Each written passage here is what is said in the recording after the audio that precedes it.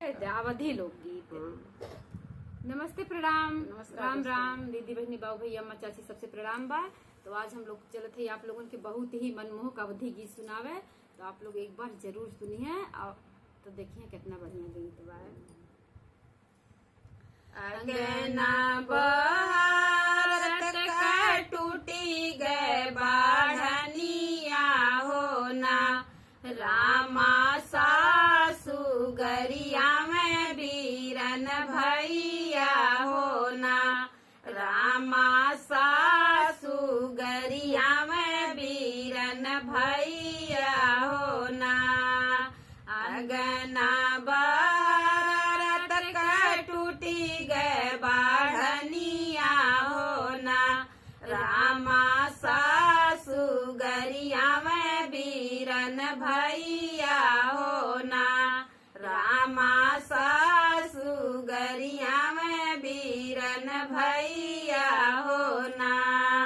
सरगे उड़त चिरई बहिनिया होना, बहिनी माई से कहती सांधे सवा होना, बहिनी माई से कहती सांधे सवा होना।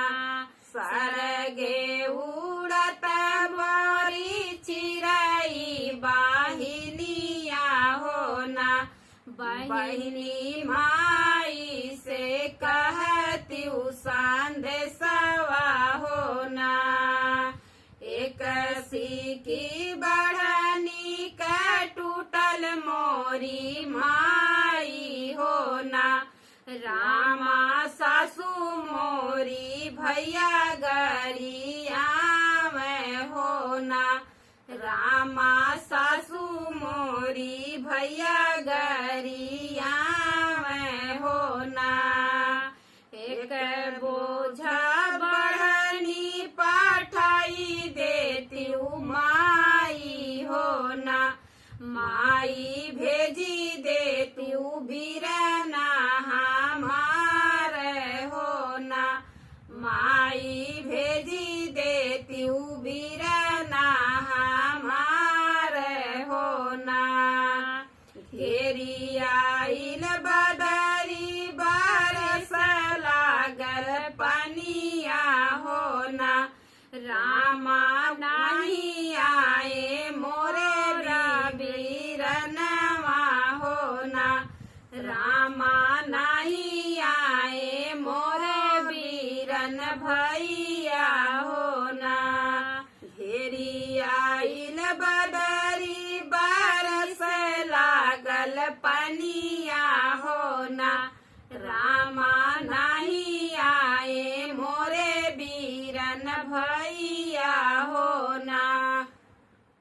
अवर पाहुनवा रोज रोज आवे होना, रामा नहीं आए मोरे बीरन भैया होना, रामा नहीं आए मोरे बीरन भैया होना।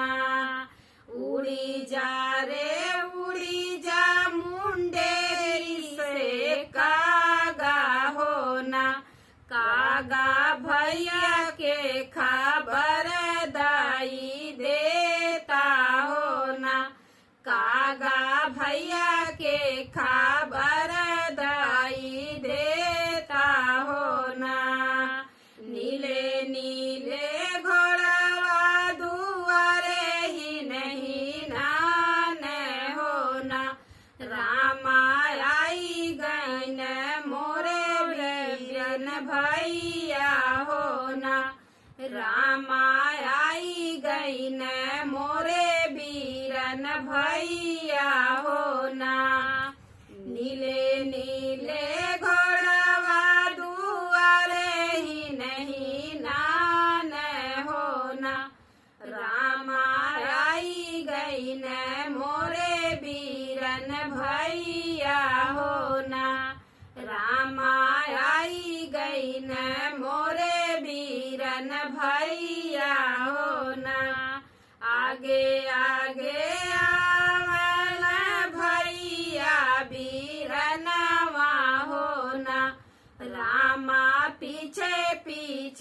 बढ़नी के बोझवा होना। रामा पीछे पीछे बढ़नी के बोझवा होना। आगे आगे आवल भैया बीरनवा होना।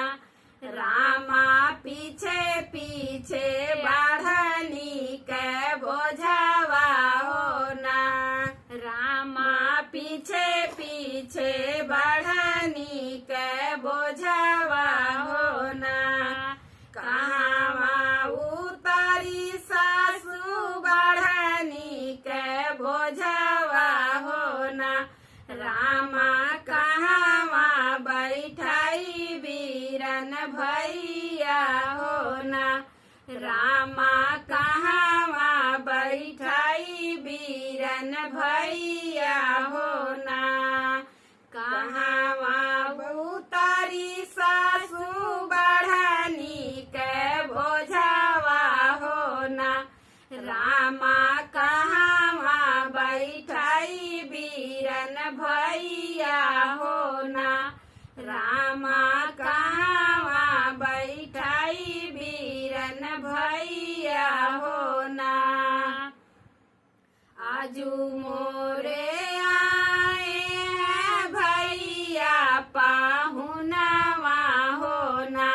रामा काऊ काऊ रची जेवनरवा होना। सासू काऊ काऊ रची जेवनरवा होना। आजू मोरे आए हैं भैया पाहुनवा होना। सासू काऊ काऊ रची जेवनरवा होना। सासू काऊ काऊ रची जेवनरवा होना। कोदाई के भतवा चकवड़े के सगवा होना। बहुअरी है भोजना बनावा होना।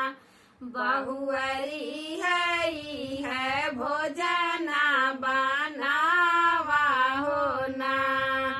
कोदाई के भतवा चकवड़े के सगवा होना। बहुअरी है भोजना बनावा होना। बहुअरी है भोजना बनावा होना। सास बहुत शैतान रही।